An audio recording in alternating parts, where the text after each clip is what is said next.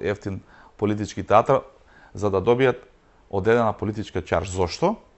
За да може Крмов да продолжи да биде најскапо платениот средношколец во Република Македонија, кој што не можел да положи за возачка дозвола, а камоли да седне и да напише закон со кој што ќе подобри некаква сфера во живење во Република Македонија. За да може Апасиев наместо со тротинет или со точок, како што беше допред 4-5 години, сега да доаѓа во собрание со скапи джипови и со неколку лица кои што го обезбедуваат како председател на некаква си политичка партија. Кога продаваш приказна дека ти си скромниот професор под наводници на универзитет, кој што со точок се движи, кој што носи црна кошула затоа што не можел и немал пари да си го реновира купатилото дома, кој што живеел скромен живот, немал возило, кој што имал Алфа, која што многу му се кварела по Скопје. И ја знаете целата негова приказна која што ја продаваше изминативе години.